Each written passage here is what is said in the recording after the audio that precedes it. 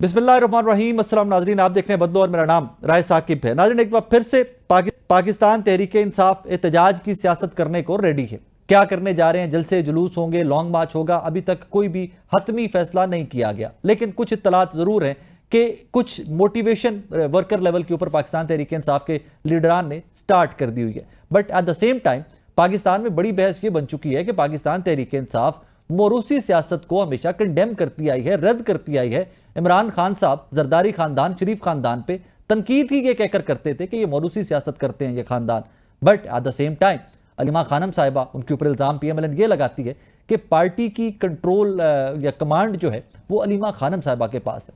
और अब तो इमरान खान साहब के साहबजादे भी पाकिस्तान आने को हैं और वो एहतजाज में शरीक होंगे। But at the same time जहां पर राना सनाउल्लाह साहब ने स्टेटमेंट दी थी रिसेंटली कि अगर वो आएंगे तो गिरफ्तार हो जाएंगे, उस स्टोरी ने इंटरनेशनल हाइप पकड़ ली है। इमरान खान साहब की साबिका एहलिया जमायमा खान साहिबा ने इस पर ट्वीट किया है और उन्होंने इस इशू को हाईलाइट किया है कि ये कैसी जमहूरियत है कि जहां पर दो बच्चे अपने वालिद से मिलने जाएं, उसकी रिहाई के लिए कुछ दगोदो करे तो उनको गिरफ्तार करने की धमकियां दी जाती हैं। इसी के ऊपर आज के शो में जरा बात करते हैं। पहले सेगमेंट में मुझे ज्वाइन किया तहरीक इंसाफ के रहनुमा जनाब शाहिद खटक साहब ने और मुस्लिम लीग नून के रहनुमा जनाब इख्तियार वली खान साहब। सिंस ये तमाम तर चीजें गवर्नमेंट के स्टांस, गवर्नमेंट के नैरेटिव के गिर्द घूम रही हैं, तो इख्तियार वली खान साहब से स्टार्ट कर लेते हैं। इख्तियार साहब अस्सलाम वालेकुम सर। वालेकुम अस्सलाम वरहमतुल्लाह। सर कैसे मिजाज है? खैरियत से? आप ठीक ठाक हैं? यस जी, बिल्कुल ठीक ठाक। सर कल परसों से एक ही खबर चल रही है कि जनाब इमरान खान साहब के साहबजादे कासिम साहब और सुलेमान साहब पाकिस्तान आ रहे हैं, किसी एहतजाज में शिरकत करेंगे। आपकी गवर्नमेंट बैरिस्टर अकील साहब हो जाएं, राना सनाउल्लाह साहब हो जाएं, बड़ी क्लैरिटी से बार बार कह रहे हैं कि जी अगर पाकिस्तान आएंगे तो गिरफ्तार हो जाएंगे। Sir what is the plan? Government ने क्या डिसाइड किया उनके लिए? Thank you very much. First of all, Rai Saqib Kharal for inviting me in your show. Thank you sir, thank you. And to put the narrative and हमारी जो हुकूमत का मौक़िफ़ है वो मैं आपके सामने और कौम के सामने रख सकूं।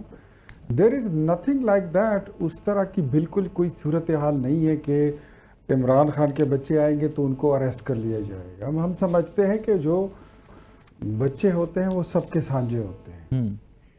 ये अगर बच्चों ने कोई रूल वायलेट नहीं किया, कोई लॉ वायलेट ना किया, तो उनको कोई क्यों गिरफ्तार करेगा? वो अगर आएंगे तो मैं अश्योर करता हूँ, मैं अपनी तरफ से उनको खाना भेजूंगा, पिज़्ज़ा भेजूंगा, बर्गर भिजवा, सैंडविच भिजवा दूंगा। मेरी तरफ से उनको वेलकम होगा, ऐसी कोई बात बिल्कुल नहीं होगी। लेकिन अगर कहीं पे law of the land violate करे तो वहां पर फिर कानून हरकत में, आपको पता आता है, वो फिर कानून राय साकिब खरल के लिए, मेरे लिए, मरियम नवाज के लिए, फिर कासिम और सुलेमान के लिए, सबके लिए एक जैसा है। अगर फिर मरियम नवाज शहजादी नहीं थी तो फिर इनमें भी से कोई शहजादा नहीं है। तो मेरे ख्याल में अगर वो आते हैं, अपने वालिद को मिलते हैं, तो इसमें कोई कबाहत नहीं। उनको फैसिलिटेट करेंगे, बिल्कुल करेंगे, करना भी चाहिए, उनका राइट बनता है। पाकिस्तान उनका मुल्क है, एक सूबे में उनके वालिद साहब की पार्टी की हुकूमत है, वहाँ जा सकते हैं, इस्लामाबाद आ सकते हैं, नतिया गली जाएं, पूरा मुल्क जहाँ पे वो चाहें, बनी गाला जाएं, लाहौर जाएं, कराची जाएं, बिल्कुल इसमें कोई नहीं। लेकिन वो राना सनाउल्लाह साहब की जो स्टेटमेंट है उसमें एक लफ्ज़ यूज किया गया था, वायलेंट। अगर रूल ऑफ लॉ जो है ना, वो लॉ ऑफ द लैंड वो वायलेट होता है, तो फिर आपने देखा कि 80, 85 साल, 90 साल के इरफान सदीकी साहब को किराएदारी के कानून में भी कड़ी लग। इमरान खान साहब के दोनों साहबजादे आते हैं, पाकिस्तान तहरीक इंसाफ की प्रोटेस्ट करती है, उस प्रोटेस्ट में पीसफुल प्रोटेस्ट करती है, उस प्रोटेस्ट का वो हिस्सा बन जाते हैं, तो भी हुकूमत को कोई एतराज नहीं है? नहीं है जी। मैं देखिए, मैं बात बताता हूँ। सबसे पहले मेरे ख्याल में हमें सेंसिबली और पॉलिटिकली बात करनी चाहिए जी। पाकिस्तान तहरीक इंसाफ, एक तो वो मोरूसी सियासत वाली बात है ना।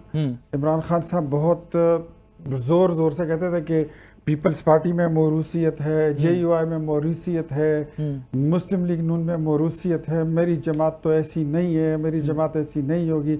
माशाल्लाह इमरान खान साहब के बाद उनकी पहली बेगम, दूसरी बेगम, फिर उनकी बहनें, फिर जो बुशरा बीवी हैं वो बेगम, उनके बाद फिर ये एक बहन, दो बहनें, और अब माशाल्लाह कासिम और सुलेमान को अगर वो लॉन्च कर रहे हैं, तो मोरूसी अलीमा खानम साहिबा के पास कौन सा होता है? खाली थे हलीमा खानम के साहबा के पास मेरे कौन सा ख्याल होता में है? वो तो सारी पॉलिसी स्टेटमेंट सारी वही देती हैं। 5 अगस्त का ऐलान उन्होंने किया है। इमरान खान वो साहब तो कहती है पैगाम दिया है, मैंने सिर्फ इमरान खान साहब का पैगाम दिया है, इमरान खान सेड दैट और मैंने अनाउंस किया। could you ji. please complete me sir, ji, if ji. you allow me, मैं जी, जी, complete please, करूं। please, please। तो वो मौरूसियत के जो खाने थे ना, वो खाने उनके खाली नहीं रहे, वो सारे भर चुके हैं। अगर when it comes to कि आप मुझसे ये पूछ रहे हैं जी। कि अलीमा खानम के पास कौन सा ओहदा है, could you please tell me when Maryam Nawaz was being arrested, अपने बाप के सामने उसकी जब गिरफ्तारी, उसके पास मुस्लिम लीग नून का कौन सा ओहदा था? पूरा मीडिया सेल वो पास चलाती थी, हुकूमत का मरियम बीबी कौन सा प्राइम ओहदा मिनिस्टर रहा हाउस था? में होती थी, पूरा मीडिया सेल वो चलाती थी पीएमएलएन का। No, no sir, no, sir, ऐसा ना करें, ऐसा ना करें, सर। ऐसा ना करें। लाला आपने बात सुनी इख्तियार वली खान साहब की? वो तो कह रहे हैं कासिम सुलेमान साहब आए, वो पिज़्ज़ा भी भेजेंगे, बर्गर भी भेजेंगे, उनको बोतल भी भेजेंगे, अगर वो आते हैं वाले से मिलने आते हैं तो इख्तियार साहब तो कह रहे हैं फैसिलिटेट भी करेंगे। वो गिरफ्तारी वाली बात तब है कि अगर वो कोई एहतजाज या कोई कानून तोड़ते हैं तो फिर गिरफ्तार। ये मुल्क किसी के बाप के जागीर नहीं है। कासिम और सलमान इमरान खान साहब के बेटे हैं। हाँ। वो जब भी आना चाहें, जिधर भी आना चाहें, जहां पे भी लैंड करना चाहें, हम उनको भरपूर वेलकम करेंगे इंशाल्लाह। और मैंने कल भी एक शो में कहा कि जी हम उनको कहें कि आप खैबर पख्तूनख्वा हैं, वहां से आए, अगर उन्होंने अपने वालिद की रिहाई की मूवमेंट को लीड करना है, जो भी करना है, तो कासिम और सलमान जो है स्टेज हम बनाएंगे, दोनों इंशाल्लाह अपने वालिद की रिहाई के लिए खड़े होंगे। और ये कोई भी उनसे ये राइट नहीं ले सकता। और ये आके कहते हैं कि जी मौरूसियत की बात करते हैं, ये गुलाम है, अपने गुलाम बने हैं। वो आपने देखा ना, वो मरियम बीबी वाली बात की उन्होंने कि मरियम बीबी भी तब कुछ नहीं थी जब गिरफ्तार हुई थी, बस कोई ओहदा नहीं था दैट टाइम, गुलाम गिरफ्तार हुई थी। गुलाम इब्ने गुलाम है। नवाज शरीफ, मरियम नवाज, शहबाज शरीफ, हमजा शहबाज, हसन नवाज, हुसैन नवाज, पता नहीं अभी एक दूसरा भी है, जुनैद सफदर, एक लाइन लगी हुई मौरूसियत की। देखिए मैं कल भी ये बात की कि सलमान और कासिम अगर सियासत के लिए आ रहे हैं, हाँ। अगर वो किसी पोजीशन के लिए आ रहे हैं तो फिर तो आपका वो तो जायज है तनकीद, या अगर आप इतराज कर सके। लेकिन अगर उनका वालिद जेल में, आप कल इमरान खान को रिहा कर दे, नहीं आएंगे।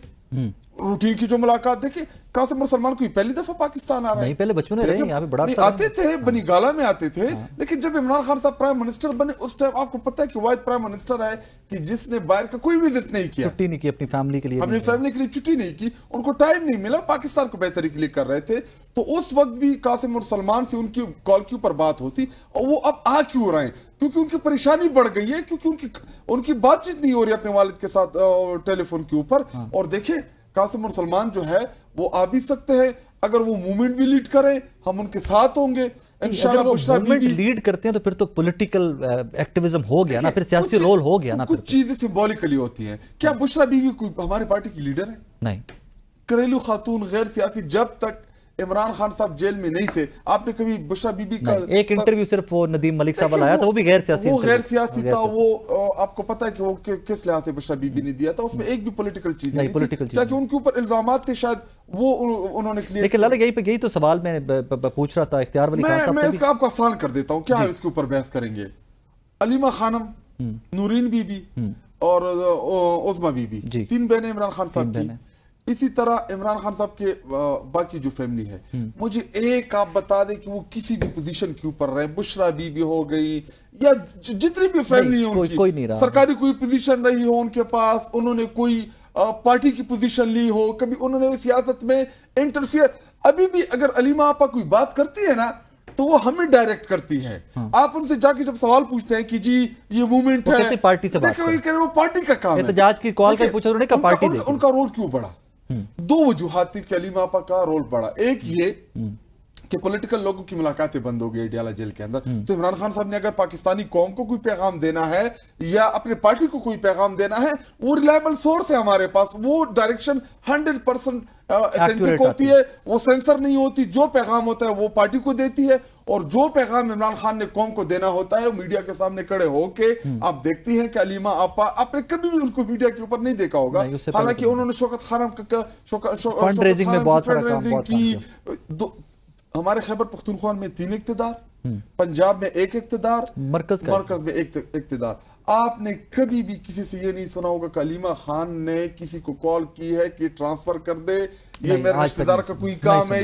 जब देखिए पॉलिटिक्स, ये आपकी गवर्नमेंट में जब इल्जाम लगे भी हैं तो ये फरा साहिबा के ऊपर लगे हैं। अलीमा खानम साहिबा, उज़मा साहिबा का नाम कभी नहीं सुना हमने। तो जब इवन हसन न्याई साहब का नाम कभी नहीं सुना। जब बड़े पोजीशन पे हो, सियासत इसलिए होती है कि आप कोई पोजीशन पावर हासिल पावर हो, हुकूमत में मिनिस्टर बने। तो जब उनके भाई प्राइम मिनिस्टर था, उस वक्त बहनों ने कुछ नहीं मांगा, कासिम और सलमान ने कुछ नहीं मांगा, बुशरा बीबी ने कुछ नहीं मांगा, तो अब वो क्या मांगेंगी? सर, जब नवाज शरीफ साहब वजीर आज़म बनते हैं, अमरीकी सदर से मुलाकात होती है, मरियम बीबी और मरियम बीबी के बच्चे तक साथ उस मुलाकात में शामिल होते हैं। वो निजी मुलाकात नहीं थी सर, वो सियासी मुलाकात थी। वो एक वजीर आज़म एक प्रेसिडेंट से मिल रहा था। फिर आप कैसे कहते हैं, मुझे कोई एक फोटो दिखा दीजिए कि इमरान खान साहब जब प्राइम मिनिस्टर थे, अलीमा खानम साहिबा या उनकी कोई बेगम जाकर किसी ऑफिशियल मुलाकात में साथ थी, तो मैं कहूंगा कि ये ओहदा ना होते भी पॉलिटिकल थी। मैं अगर आपको ये कहूं कि मरियम नवाज को इसलिए जेल हुई थी बिकॉज फॉर्चुनेटली अनफॉर्चुनेटली वो नवाज शरीफ की बेटी थी। आई सेकंड यू, नवाज शरीफ की आई सेकंड यू, मैं आपसे मुत्तफिक, मैं बिल्कुल कोई मुत्तफिक। उनका कसूर नहीं था, कोई कसूर नहीं था। अगर ना होती तो शायद वो जेल में भी ना। जी बिल्कुल ठीक बात है। और ना वो आज वज़ीर आला पंजाब होती, डेफिनेटली वो वज़ीर आला पंजाब भी नहीं होती। अगर वो जेल में नहीं होती तो आज वज़ीर आला पंजाब भी नहीं होती। अब वो इस वक्त वो पार्टी की वो है चीफ ऑर्गेनाइजर। इस वक्त वो सीएम पंजाब है, उनके पास वो ऑफिस बेयरर है। वज़ीर आज़म के उम्मीदवार भी हैं सर? मुझे कोई नहीं बता सकता। मुझे ये खैर ये वैसे नहीं, वज़ीर आज़म के उम्मीदवार नहीं, गॉसिप्स ऑफ इस्लामाबाद कह लें। नहीं है सही वैसे। एनीबडी एंड एवरीबडी सर, देखिए आप काम कर रहे हैं, आप काम कर रहे हैं सियासत में, तो आप भी वज़ीर आज़म बनना चाहेंगे? मैं आपसे नहीं, मैं अपने चादर और अपने कपड़ों में रहने वाला बंदा हूं। मैंने वजीर आजम बनने का कोई ख्वाब नहीं देखा। अल्लाह करे सर आप बने, हमें खुशी होगी कि एक पॉलिटिकल वर्कर तरक्की करते करते वजीर आजम पाकिस्तान बने। मुझसे बहुत ज्यादा बेहतर लोग इस मुल्क में मौजूद हैं। अल्लाह उन्हीं से काम ले, जो इस वक्त बैठे हैं, अल्लाह उनको जिंदगी दे और उनसे काम ले। लेकिन मैं फिर अपनी बात पे आऊंगा कि मरियम नवाज जब गिरफ्तार हुई, राय साकिब खैरल, उनके पास न सरकारी ओहदा उससे पहले कभी रहा, न उनके पास पार्टी का सियासी ओहदा रहा, और उनकी गिरफ्तारी के वक्त उनका कसूर सिर्फ ये था कि वो नवाज शरीफ की। मैं सर इसमें बात पे मुत्तफिक हूं, इस पर दो राय है ही नहीं। मैं इस पे आपको क्रॉस क्वेश्चन भी नहीं कर रहा। मैं मुत्तफिक हूं कि मरियम नवाज साहबा इसलिए अरेस्ट हुई थी बिकॉज वो साबिका वजीर आजम की बेटी थी and she was politically active, या उनको आने का in days to come she was going to be politically active. So यही था कि नवाज शरीफ साहब को सजा देने के लिए साथ बेटी को भी गिरफ्तार किया गया था। आई डू सेकंड यू, मैंने आपसे डिफर नहीं किया। यार सब तो कह रहे हैं कि सारी पावर ही अलीमा खानम साहबा के पास, पार्टी पूरी की पूरी एक भी पोजीशन होल्डर इस वक्त पार्टी के अंदर जितने भी बैठे हैं, एक भी अलीमा खानम की सिफारिश के ऊपर नहीं बैठा। सारे जो एक रूटीन का मैकेनिज्म है उसमें बैठे हैं। देखिए अभी हमारा सेक्रेटरी जनरल जो है सलमान अकरम राजा साहब, खान साहब डायरेक्टली जानते हैं, मुलाकात होती है। बैरिस्टर गौर क्या उनका अपॉइंट है? नहीं, पहले के हैं। और जुनैद अकबर क्या उनका अपॉइंट है? अली अमीन क्या उनका अपॉइंट है? दीगर तंजीमें आलिया हमजा क्या उनकी अपॉइंट है? नहीं, पहले पुरानी पार्लियामेंटेरियन है, पुरानी पार्लियामेंटेरियन है। देखो वो जेल काट के उसने कुर्बानी दी है। कुर्बानी देखिए पॉलिटिक्स में यही होता है कि जितना आप कुर्बानी देते होती है पार्टी आपको पोजीशन देती है। देखिए इस टाइम मैं बैठा हूं, अगर मुझे पार्टी ने, मैं आज आपके सामने बैठ कर पार्टी को रिप्रेजेंट कर रहा हूं, तो मैंने कुर्बानी दी, एफर्ट है, मेरी मेहनत है, मेरी पॉलिटिकल जमात से होती हुआ है। और हसन नियाजी, मैंने कल भी एक शो में कहा, देखिए हसन नियाजी ISF में हमारी तरह वो कारकुन रहा। एक दफा मैं आपको एक वाकया सुनाता हूं। ऐसा इस्लामाबाद में हमारा जलसा था, तो किसी ने, फैसल जावेद ने स्टेज के ऊपर हसन नियाजी को ISF का मरकजी सदर अनाउंस कर दिया।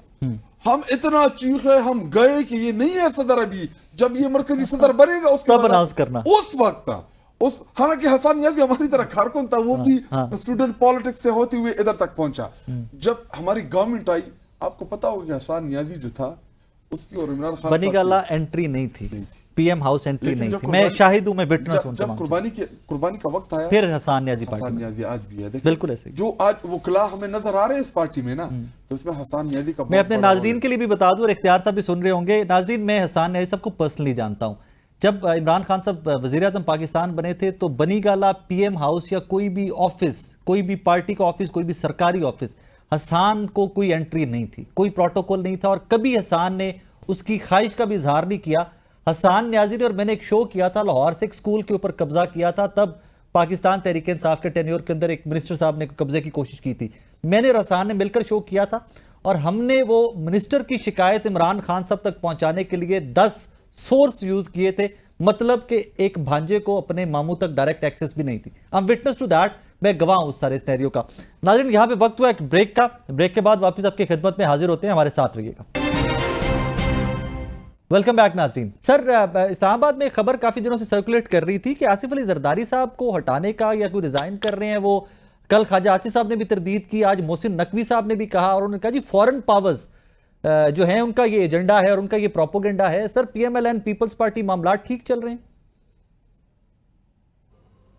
आउटस्टैंडिंग, वाह, एक्स्ट्रा, मतलब उसमें कोई, मैं कहता हूँ ना कि ये इत्तेहाद जो है it's more like a cast iron. कोई इसमें जो नीडल की वो निब है ना वो भी इंटर नहीं कर सकता, इतना अच्छा इत्तेहाद है।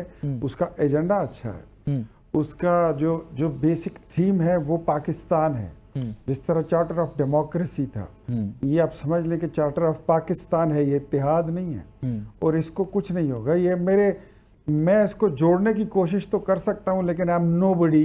और मेरे साथ के मेरे जो कैलिबर के दोस्त हैं जो टीवी पर आते हैं, बैठते हैं, चाहे वो पीपल्स पार्टी की क्यों ना हो, वो इसको तोड़ नहीं सकते। ये इत्तेहाद बनाया बड़े लीडरों ने है, ये बड़े लोगों ने बनाया है, जिसमें आसिफ अली जरदारी शामिल हैं, मोहम्मद नवाज शरीफ साहब शामिल हैं, वजीर आजम शहबाज शरीफ साहब हैं, उसमें बिलावल भुट्टो साहब हैं। इसमें कोई किसी की जाती पसंद नापसंद तो हो सकती है, जाती राय हो सकती है, but nobody can break it. और दूसरा, वैसे भी आपको पता है साकिब, ये इस्लामाबाद की कोसार मार्केट में शाम को बैठ के ना लोग चाय कॉफी और सिगरेट पे कोई ना कोई गपशप तो लगाते ही हैं। सर, आर यू श्योर कि आपने बात कोसार मार्केट ही की? सर, आपने आर यू श्योर कि कोसार मार्केट ही की बात की आपने?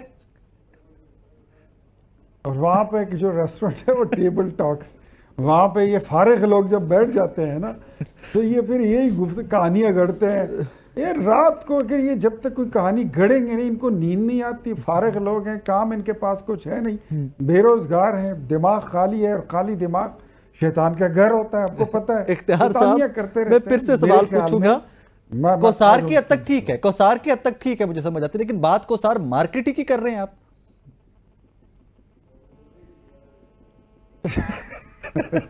मैं मलिका कोसार की भी बात कर रहा हूँ, आप मरी भी चले जाए। आसिफ अली जरदारी साहब सदर पाकिस्तान, वो कोई खबरें चल रही हैं, हट रहे हैं, नून लीग कहती है नहीं हट रहे, मुमकिन नहीं है। हमारा भी इख्तियार साहब ने भी आपने सुना कह रहे हैं कि जनाब हमारा तो ऐसा वर्किंग रिलेशनशिप है कि बीच में से सुई भी नहीं निकल सकती। आसिफ अली जरदारी सदर रहें ना रहें, काम उन्होंने पुरानी तनख्वाह के ऊपर करना है।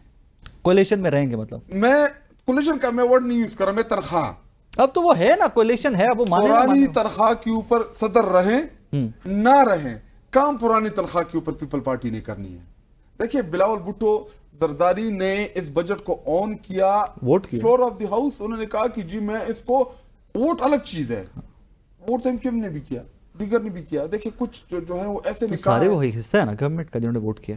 देखिए, वो ऐसे, अगर ये इलेक्टेड होते ना, इलेक्टेड लोगों का ज़मीर जागा होता है, क्योंकि आपके ऊपर आवाम का प्रेशर होता है। इस बजट के नतीजे में जो अभी महंगाई चल रही, जो चीनी महंगी होगी, जो पेट्रोल आपका महंगा हो गया, जो रोजमर्रा की चीजें महंगी हो गई, तो ये सारा इस बजट की वजह से हुआ है कि इन्होंने टैक्स लगाया, मीडिया के ये यूट्यूबर्स के ऊपर इन्होंने टैक्स लगाया, हर सेक्टर पे टैक्स अभी ये लगा रहे हैं, तो पूरा का पूरा हिस्सा जो है ये इनका होता है। लेकिन पाकिस्तान पीपल पार्टी तो अपनी खुद को एक बड़ी जमहूरियती चैंपियन पाकिस्तान में समझती है।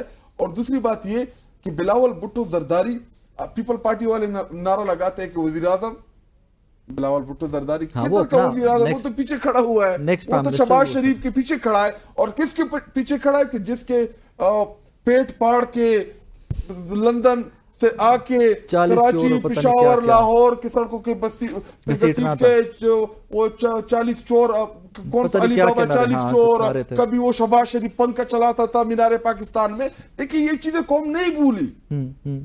ये चीजें कराची में जाके आप शहबाज शरीफ की आप वो तकरीरें करें कि जी पंजाब देखिए कराची में कचरा है, सारा दिन ये नूरा कुश्ती खेलते रहते। लेकिन इमरान खान जब आया, कौम के सामने इमरान खान सबके सब साहब ने इकट्ठे हो गए, इनको एक्सपोज किया।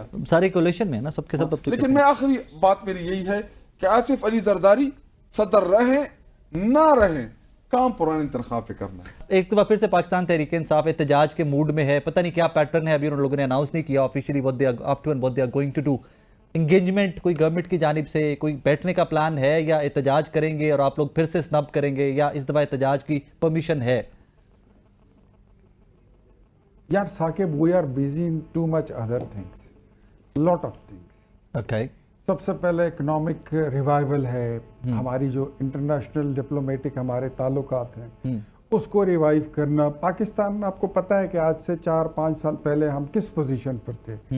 इवन मतलब नोबडी कैन डिनाई, चाइना हमारे साथ नहीं खड़ा हो रहा था, ईरान नहीं खड़ा हो रहा था, सऊदीया हमारे को छोड़ के चला गया था, यूएई हमारे साथ बात करता नहीं था, कुवैत हमारे साथ, कतर हमारे साथ ताल्लुकात हमारे सारे खराब थे, सारी चीजें हमारी उलट पुलट हो गई थी। हम उस चीज में लगे हुए। आपने देखा कि आज पाकिस्तान अल्हम्दुलिल्लाह डिप्लोमेटिकली अपने कुर्बु जवार के मुल्कों के साथ, इवन अमेरिका के साथ, यूके के साथ, यूरोप के साथ हमारी अच्छी डीलिंग, आज़रबाईजान के साथ, तुर्की के साथ, सारी चीज़ें हमारी जो है वो सेटल हो रही हैं और सेटल काफ़ी हद तक हो चुकी हैं। इन्वेस्टमेंट की कोशिश की जा रही है कि इन्वेस्टमेंट आना शुरू हो जाए, पाकिस्तान में बिजनेस हो, लोगों का काम जो है ये फ्लरिश करे, चले, मुल्क का पहिया घूमे। और डिप्लोमेटिकली आपको पता है कि हम कोशिश करते रहते हैं कि JUI जो हुकूमत से बाहर है हम उनको साथ लेके चलें, ANP हुकूमत से बाहर है उनको साथ लेके चलें, जो बलूचिस्तान की कौमी जमातें हैं, जो कौम परस्त जमातें हैं उनको साथ में ला के चलें। इवन ये 5th टाइम है कि इस हुकूमत में, देखिए ये हमारा तुरा है, ये it's a legacy we are carrying, कि जब हमारी ये जब इलेक्शन हुआ 2018 का and our mandate was been stolen by PTI and Imran Khan became the prime minister. Sir सिर्फ PTI, इमरान खान तो ना कहे, वो अकेले थोड़ी कर सकते थे। उसके बावजूद फिर हाँ ठीक है, सही है वगैरह वगैरह कह लें आप।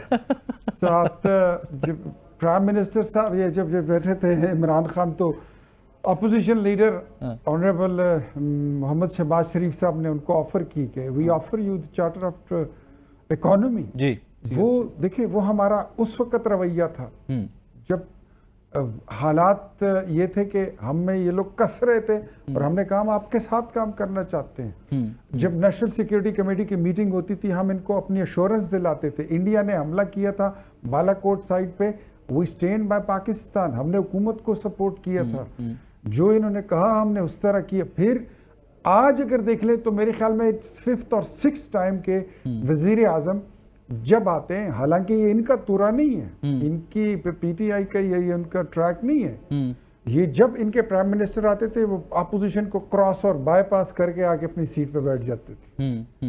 हमारे प्राइम मिनिस्टर आते हैं वो अपोजिशन लीडर से हाथ मिलाते हैं, कि पार्लिमानी लीडर को मिलते हैं, सलाम करते हैं, लोगों से अलग सलेक्ट करते हैं। और 5वीं 6ठी बार इनको कहा कि want to have dialogue, political dialogue, democratic political dialogue with you, बैठो हमारे साथ बात करो, हम आपको इस कौमी धारे में लाना चाहते हैं। बट उनकी सिविल सुप्रीमेसी और पार्लियामेंट की बालादस्ती, रूल ऑफ लॉ, वो सारी वहीं के वहीं रह जाती है कि जी नो, अगर हमने बात करनी है तो हमने एस्टेब्लिशमेंट की से करनी है, ठीक है। जस्टिस स्टक देयर, चाहता हूँ, मैं चाहता हूँ, मैं बीइंग अ पॉलिटिकल, मैं डेमोक्रेट, मेरी ये ख्वाहिश है कि पाकिस्तान में ये जब इनके पास इतने MNAs भी हैं, एक सूबे में हुकूमत भी है, पार्टी भी है, अब इनको पॉलिटिकल पार्टीज की तरह मेरे ख्याल में बिहेव कर लेना चाहिए और पॉलिटिकल पार्टी बन जाना चाहिए। नाज़रीन, जनाब इख्तियार वली खान साहब और जनाब शाहिद खट्टक साहब की गुफ्तगू आपने सुनी। ये रूटीन मैटर है कि चलता रहेगा, लेकिन इवेंचुअली अच्छी बात यह है कि तमाम लोग बैठकर सोल्यूशन की तरफ जाना चाहते हैं। पाकिस्तान तहरीक इंसाफ भी सोल्यूशन की तलाश में है और PMLN भी बार बार ऑफर करती है कि we are good to sit with them. लेकिन इसके लिए देखिए इन डेज टू कम क्या रंग निकलता है। एक छोटा सा मुझे ब्रेक लेना, ब्रेक के बाद वापस आते हैं। तो आज फिर से किसान इत्तेहाद के हमारे कुछ दोस्त हैं, खालिद बाट साहब, और वो आज फिर से उन्होंने एक प्रेस कॉन्फ्रेंस की है कि किसानों की बदहाली के ऊपर, पहले गंदम के ऊपर हम तमाम लोग चीखते रहे, और अब जो गंदम और उसके बाद जो स्कैंडल आया हुआ है चीनी की महंगाई का, उसके ऊपर बात की है खालिद बाट साहब ने। इस सेगमेंट में अगले में एक ब्रेक के बाद वापस आते हैं, अगले सेगमेंट में उसकी ज़रा बात करेंगे कि एंड कंज्यूमर को क्या क्या पे करना पड़ेगा इन डेज टू कम, कितना बोझ जो है वो एंड कंज्यूमर पे शिफ्ट किया गया है। एक छोटा सा ब्रेक के बाद वापस आ रहे हैं। किसान इत्तेहाद, हमारे किसान इत्तेहाद के लीडरान वो माजी में भी काफ़ी सारी प्रेस कॉन्फ्रेंस करते आए और आज भी खालिद बाट साहब ने एक प्रेस कॉन्फ्रेंस की है शुगर केन क्राइसिस, चीनी क्राइसिस के ऊपर भी उन्होंने बात की है। खालिद खोखर साहब सदर किसान इत्तेहाद मेरे साथ मौजूद हैं। खालिद साहब अस्सलाम वालेकुम सर। जी वालेकुम अस्सलाम सर, कैसे मिजाज हैं, खैरियत से आप? जी अल्हम्दुलिल्लाह सर। सर आई रिमेंबर मेरे ही शो में आपसे एक दिन गुफ्तगू हो रही थी जब ये गंदम वाला स्कैंडल पीक पे था, तो आपने फरमाया था कि हमें ये ट्रैक्टर ट्रुक्टर नहीं चाहिए, हमें इस तरह की स्कीमें नहीं चाहिए, हमें तो गंदम का कोई बेहतर रेट या किसानों की बेहतरी के लिए चाहिए। सर अब क्या कहते हैं, आप मुतमईन हैं मरियम नवाज साहिबा की कारकर्दगी से या अभी भी उसी स्टांस पे खड़े हैं? देखिए जी, पहली बात तो यह है कि इस वक्त ज़राअत टोटली ज़बूहाली का शिकार है जी, और इस वक्त मैं कह सकता हूँ किसान के ना घर के हालात अच्छे हैं, ना खेत के हालात अच्छे हैं, ना उसकी बच्चों की तालीम के हालात अच्छे हैं, ना सेहत के हालात अच्छे हैं जी, ना ही उसकी आगे आने वाली फसलात के हालात अच्छे हैं।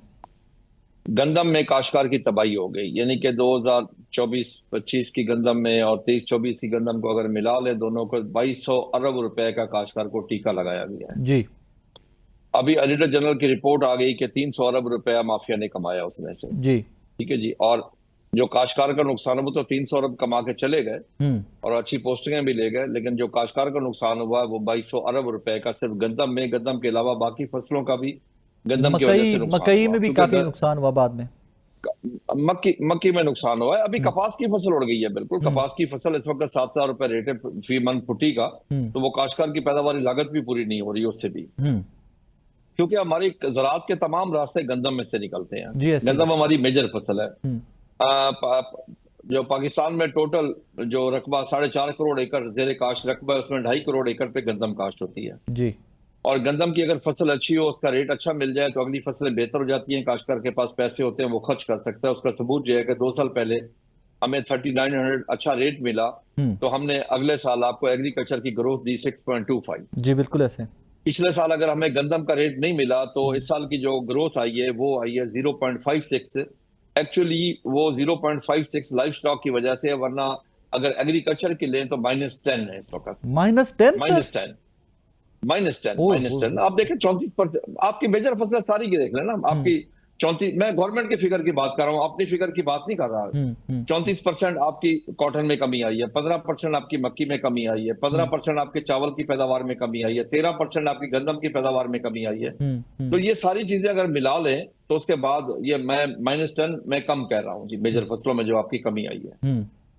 सर ये एक इश्तिहार मैंने अखबार में देखा, आपके नाम से छपा हुआ है, शुक्रिया वज़ीर आला पंजाब मरियम नवाज शरीफ साहिबा, और नीचे आपके इसी जो नाम से इश्तिहार छपा है इसमें स्कीमें गिनवाई गई हैं कि जो 300 अरब रुपए की लागत से किसान कार्ड। कोई इश्तिहार नहीं दिया, ऐसा कोई इश्तिहार नहीं दिया सर आपने?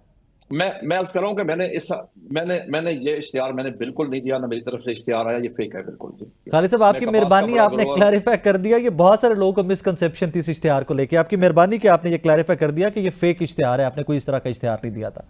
नहीं, मैंने इस साल कोई, देखें इस साल मैंने इश्तिहार उर्दू अखबार किसी में मैंने इश्तिहार नहीं दिया बिल्कुल। अंग्रेजी में दिया कोई? मैंने अंग्रेजी अखबार, हाँ अंग्रेजी अखबार में मैंने इश्तिहार दिए थे। मैंने हुकूमत को रिक्वेस्ट की थी कि GST ना लगाएं, उस पर मैंने अपनी तमाम तजावीज दी थी, बना के पूरी तजावीज हमने बना के दी थी। अंग्रेजी अखबारों में मैंने इश्तिहार दिए थे, बिल्कुल दिए थे, 2 दफा दिए थे। उसमें अप्रिशिएट किया था या सिर्फ दरखास्तें दी थी?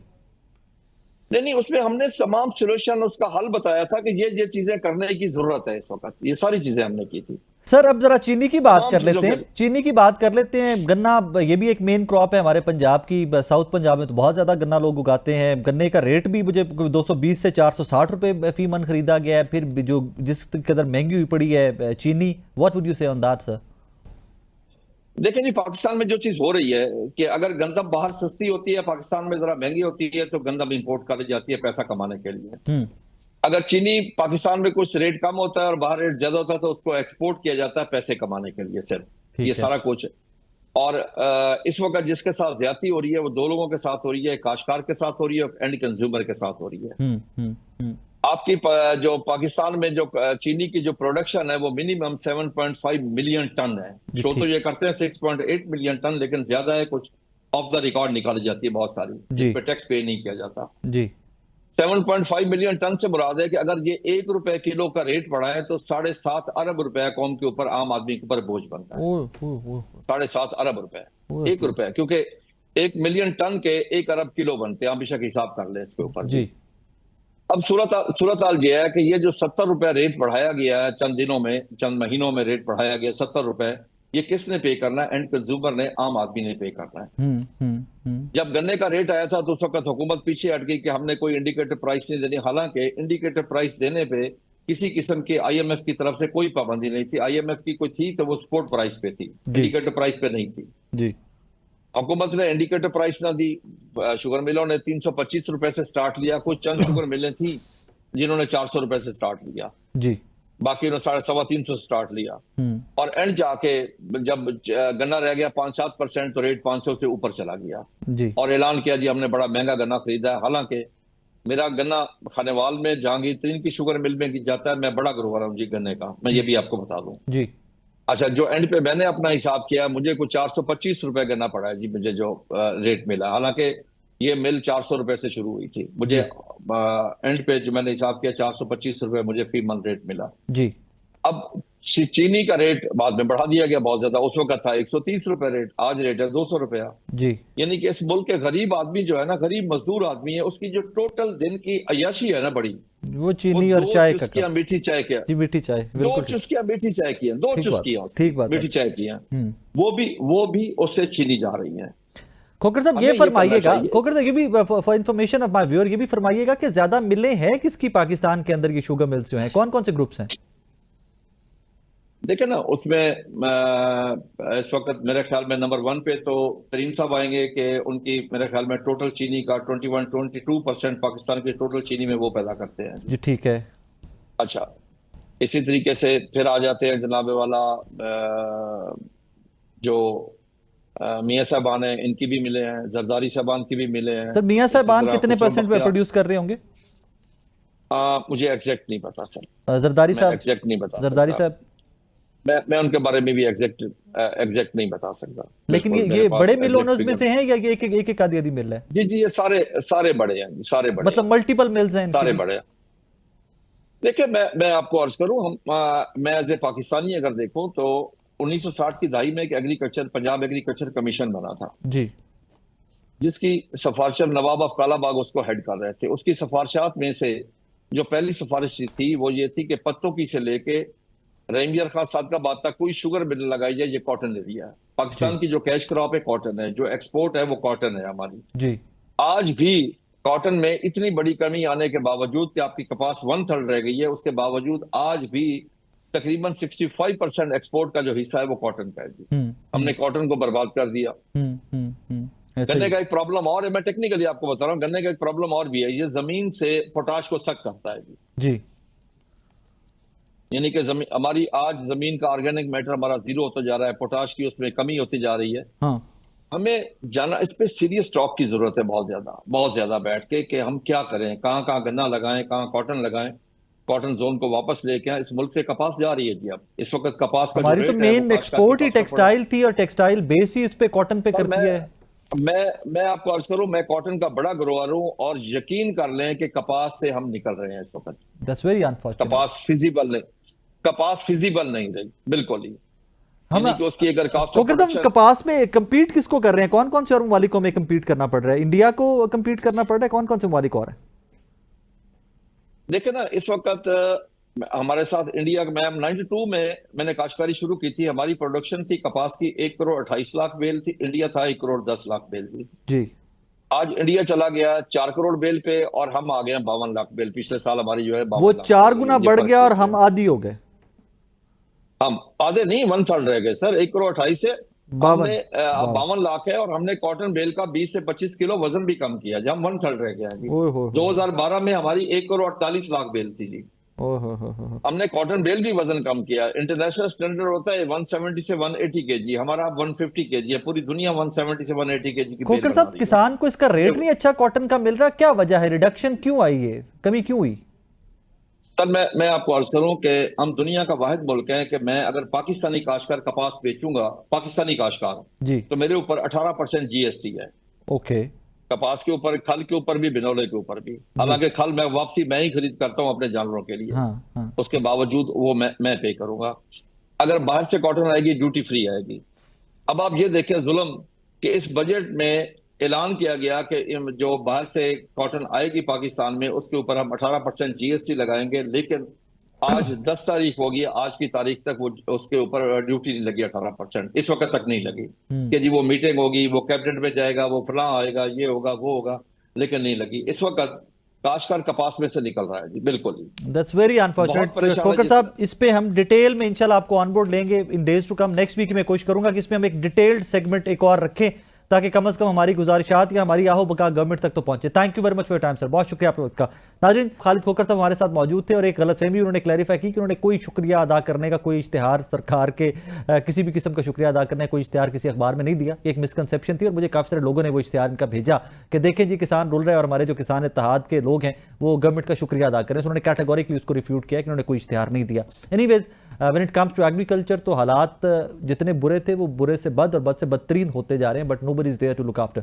मरियम नवाज साहबा की आज की मैं स्टेटमेंट देख रहा था कि गंदुम का किसान मैं रुलने नहीं दूंगी, मैं नुकसान नहीं होने दूंगी। And I wonder what she meant कि किसान का नुकसान तो हो चुका और एक क्रॉप का नुकसान आगे कई क्रॉप्स में ट्रांसफर होता है, किसान की कमर टूट जाती है, वहां से रिकवर किसान नहीं कर सकता। एनीवेज, अपना बहुत सारा ख्याल रखिएगा, दुआ में रखिएगा। अल्लाह हाफिज़।